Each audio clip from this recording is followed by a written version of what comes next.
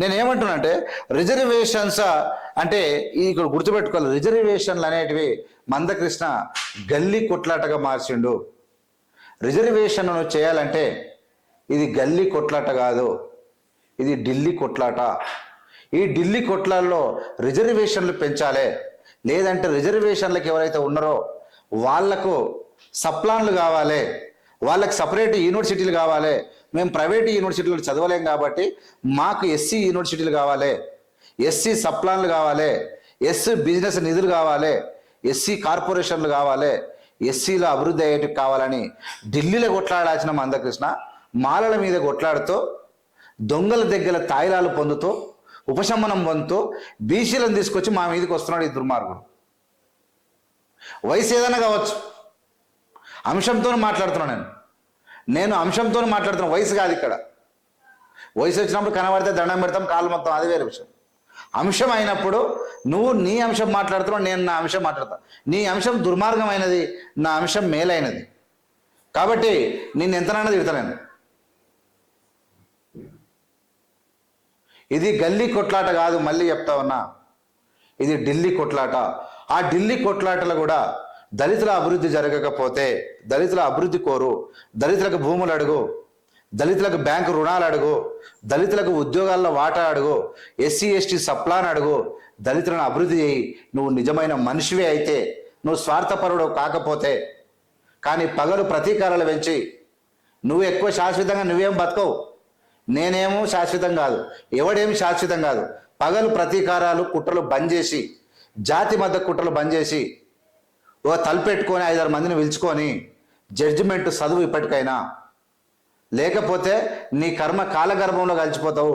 నువ్వు సంపాదించినా, నువ్వు కబ్జాలు చేసిన ఆస్తులు మొత్తము కాలగర్భంలో కలిసిపోతాయి. అంతే, ఏం లేవు. ఆస్తులు మొత్తం కలిసిపోతాయి, గడ్డలు కలిసిపోతాయి, మీ ఇష్టం. ఇక నేను ఒకటి చెప్తా ఉన్నా, శూద్రులు అని చెప్పారు. మళ్ళీ ఆ జడ్జిమెంట్లో ఇంకోటి చెప్పారు, శూద్రులు ఎవరంటే కూలిపోయేవాళ్ళు శూద్రులు. మరి రెడ్లు కూడా శూద్రులే, మీకు తెలుసా? శూద్రులు అంటే ఎవరు? రెడ్లు, బీసీలు, వీళ్ళంతా సాకలోళ్ళు, మంగళవాళ్ళు అంతా శూద్రులు. అయితే వాళ్ళు కూలిపైన పోతేనే వాళ్ళు. ఇలా రెడ్లు అంటే కూలిపైన ఎవడు పోతాడు, బీసీలో అంటే కూలికి ఎవడు తక్కువ పోతారు. కాబట్టి కూలి పోతేనే శూద్రులు. కానీ శూద్రులకు కూడా రిజర్వేషన్లు ఏమి ఉండవు. వాళ్ళకు మనధర్మ శాస్త్రాన్ని ఇంప్లిమెంట్ చేయనికే, సనాతన ధర్మాన్ని ఇంప్లిమెంట్ చేసుకోనికే వాడిని అఘోరగా తలకాయలు బుర్రలు వేసుకొని తిరుగుతూ ఉన్నాడు. అఘోరి అనేతోడు తిరుగుతూ ఉన్నాడు. ఆడు మగోడు ఉంటే వాడు ఆపరేషన్ చేసుకొని కొజ్జోడు తిరుగుతూ ఉన్నాడు కదా, వాడిని వాడిని కనబడితే పండబెట్టి తొక్కండి. పోలీసులను, రాజ్యాంగబద్ధమైన ఏర్పడ్డ పోలీసుల మీద కాళ్ళు లేపుతున్నాడు, వాడు తిడుతూ ఉన్నాడు. వాడిని మొత్తం చూసుకొని పల్ల శివుల మీద చప్పరి వెదవని ఆ అఘోరి గాడిద కొడుకును. ఎవడాడి సమాజంలో గాడిద కొడుకు వాడు? చదువుకొని మంచి పనులు చేయమంటే అఘోరు ఉంటే అడవులలో ఉండు, బొందల గడ్డ ఉండు, బూడిద తింటావా, మనుషుల మాంసం తింటావా, వాడు ఏదైనా ఉత్స తాగుతావా, తాగాల. వాడు మనుషులకి ఎందుకు వస్తున్నాడు? వాడు అఘోరి అనేతోడు. దాన్ని దేవుని పేరు మీద తెచ్చుకొని ఊర్లలకు తిరుగుతా ఉన్నాడు వాడు.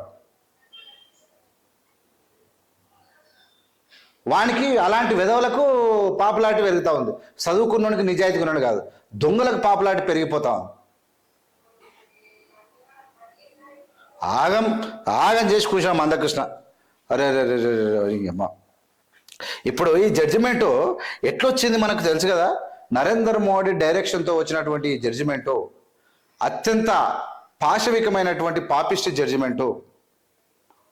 అంబేద్కర్ గారు రాసినటువంటి రాజ్యాంగంలో 1950లో ఆయన లా మినిస్టర్గా ఉన్నప్పుడు అందరికి తెలిసి ఆయన జడ్జిమెంట్ 341 ఆర్టికల్లో ప్రెసిడెన్షియల్ ఆర్డరు హోమోజీనియస్ గ్రూప్ అనే 2 పదాలను చేర్చి అందులో scheduled caste, scheduled tribes and race అంటే ఎక్కడంటే ఉత్తర భారతదేశంలో ఇప్పుడు చైనా లేకుంటారు కొంతమంది, వాళ్ళు తెగలకు సంబంధించిన వాళ్ళు ప్రతి ఒక్క అంటే గిరిజన తెగలతో వాళ్ళు ఒప్పుకోకపోతే వాళ్ళని కూడా ఒక రేస్గా పిలిచిరారు, ఒక జాతిగా పిలిచి వాళ్ళని కూడా అంటరాని జాతులలో కలిపేసిండు. అంత పకడ్బందీగా రాస్తే అందులో క్లాస్ అనే పదం రాలే. ఆయన క్లాసిఫికేషన్ అంటే విభజన చేయొచ్చు అని రాలే. లేదు కాబట్టి ఆయన విభజన చేయలేడు. ఒకవేళ మీరు క్లాస్ అనే పదం మీరు అందులో మార్చాలంటే నరేంద్ర మోడీకి చెప్పినాం, నువ్వు నిజంగా చేయాలనుకుంటే పార్లమెంట్లో వెచ్చేయి, నువ్వు ప్రధానమంత్రివా, నీ సంగతి ఎంతో మా వాళ్ళు చూస్తారు, ఒంగవేటి దంచనాన్ని దంచుతారు, నిన్ను ఇంటికాట పంపిస్తారు, నువ్వు ఎంత పీకుడు కాడవో చూస్తారు మా వాళ్ళు అని చెప్పినాం. కొంతమంది కుట్రవాదులను, మతవాదులను, తీవ్రవాదులను తయారు చేసి అడ్డగోలిగా నింపేసి ఎవడు నోడియాల ఉద్యోగస్తులు, ఎవడు పాడాయండి దళితుడు.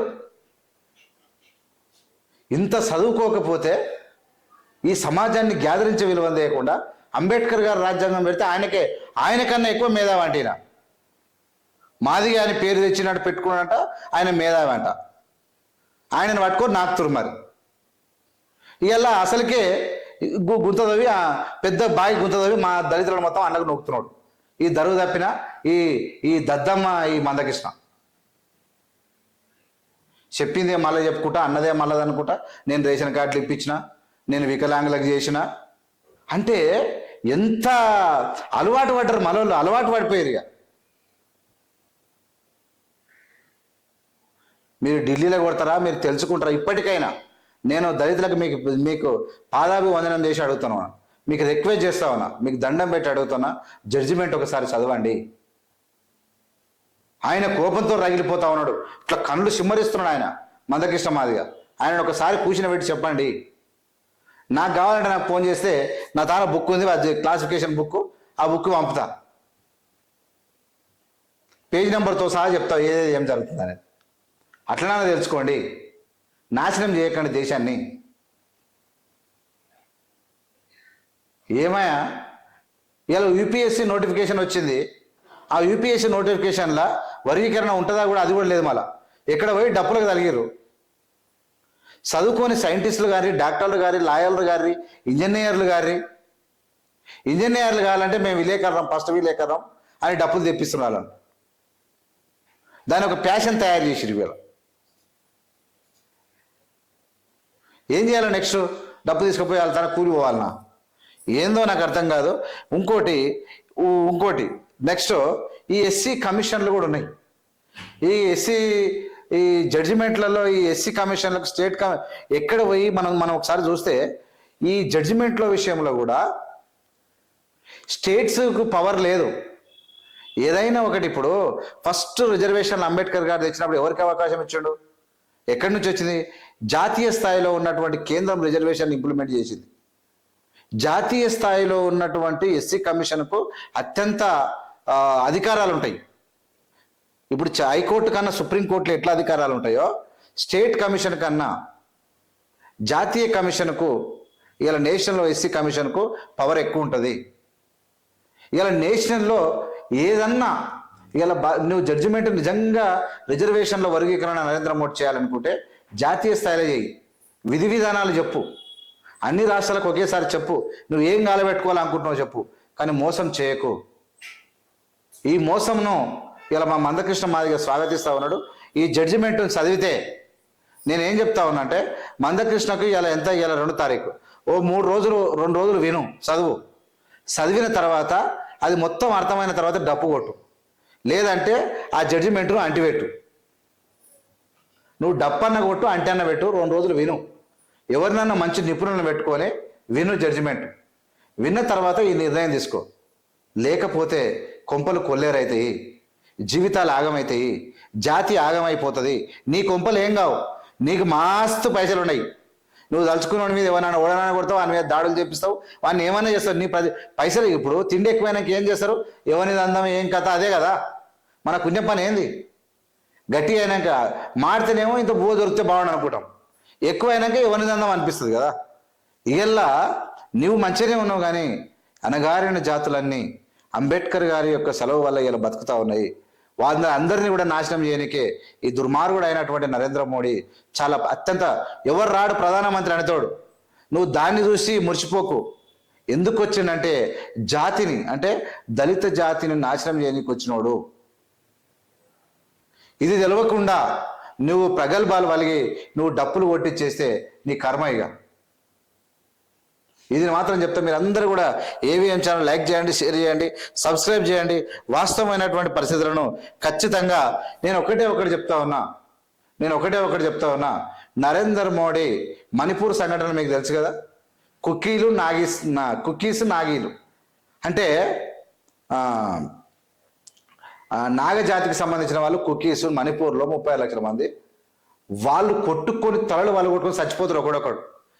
ఈ దుర్మార్గుడు అయినటువంటి నరేంద్ర మోడీ ఈ ప్రధానమంత్రి వాళ్ళ దిక్కు ఓలే వాళ్ళని చూడలే అంటూ పెట్టుకొని సస్తుటి కూడా వాడు ఎంత కక్షదారుడు అంటే ఎంత ప్రమాదకారుడు అంటే రాష్ట్రం అంటుకుపోతా ఉన్నా ఇంటర్నెట్లు బంద్ చేసిర్రు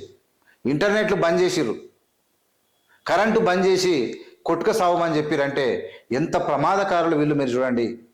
ఈ రిజర్వేషన్ల విషయంలో మాలమాదిగల కొట్లాట పెట్టి ఈ రాష్ట్రంలో కొట్టుక సత్య ఏర్పాటు చేసినటువంటి ప్రమాదకారుడు ఈ నరేంద్ర మోడీ. ఆ నరేంద్ర మోడీ సంకలో చేరినటువంటి ఈ మందకృష్ణ కూడా అత్యంత ప్రమాదకారుడే. మాదిగలు గుర్తించకపోతే భవిష్యత్ కథం.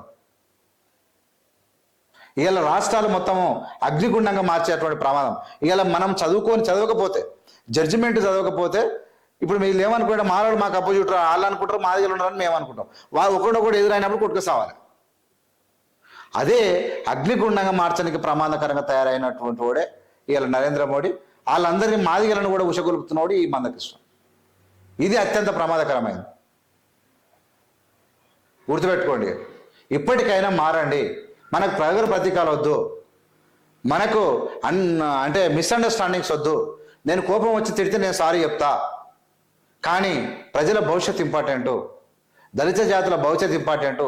మీరు ఉద్ధారకుడని అంత పీలు కావాలా, అంత పీగుడు మమ్మే సావాలని పీలు కాకండి. అంత సీన్ ఏం లేదు. పుట్ట తీస్తే అక్షరాలు రాజ్యాంగం గురించి మాట్లాడితే సీన్ ఏం లేదు అక్కడ. అంబేద్కర్ గారు ఇలా యునైటెడ్ సంపద, అది రిజర్వేషన్లు అనేటివి ఆస్వాదించాలి అంతే, పంచుకొని తెంచుకుంటే కాదు. బర్రె పాలు మాత్రమే ఇస్తుంది కానీ బర్రె కాలింత తోకింత కొమ్మింత దాని మాంసం ఇంత కోసుక తినడం కాదు. గుర్తుపెట్టుకోవాలి. ఒక ఉమ్మడి ఆస్తి అది అట్లా కలిసి ఉంటేనే అనుభవించాలి. నీకు దమ్ము ఉంటే అనుభవించు, దమ్ము లేకపోతే దమ్ము తెచ్చుకో, ఎదుగు, ప్రయత్నం చెయ్యి. అది ప్రయత్నం లేకుంటే ఇంకోటి పొందు, శాత కాకపోతే. కానీ దాని మీద అవాక్కులు చవాక్కులు పేలకూడదని, యూనిట్ తగ్గితే కథమైపోతారని, నరేంద్ర మోడీ లాంటి దుర్మార్గులు ఈ దేశంలో ఉంటారని మీరు గుర్తిరగకపోతే మీ కర్మ అని చెప్తా ఉన్నా. నేను తెగిడిసే మాట్లాడుతున్నా. మీ కొంపలుగా మీ ఇష్టమిగా మీరు ఇప్పటికైనా 1,00,000 డబ్బులు ఢిల్లీలో కొట్టండి. నరేంద్ర మీద బోర్డు కొట్టి ఈ జడ్జిమెంట్ అని కూడా సావు డబ్బు కొట్టారు నరేంద్ర మోడీ. కొట్టురు మీరు. గాడిది నువ్వు ఏం జడ్జిమెంట్ ఇప్పిస్తున్నావు, ఏం జడ్జిమెంట్ ఇచ్చినావు? మేము చదువుకుంటే బ్రాహ్మణులం అవుతామా? మేము పశువులు కాస్తే వ్యవసాయం చేస్తే వ్యాపారం చేస్తే మేము వైశ్యం ఎట్లా అవుతాం? వైశ్యం అయితే మా రిజర్వేషన్లు ఎట్లా తీసేస్తావు సన్నాసి అని చెప్పి సావు డబ్బు కొట్టుర్రి. అది కొట్టకుండా మూర్ఖత్వంతో నిలబడితే ఇలా కొంపలు కొల్లేరైతాయి అని చెప్తూ మీరందరూ కూడా ఏవిఎం ఛానల్ సబ్స్క్రైబ్ చేసి, లైక్ చేసి, షేర్ చేసి ముందరకు తీసుకుపోవాల్సిందిగా విజ్ఞప్తి చేస్తాను.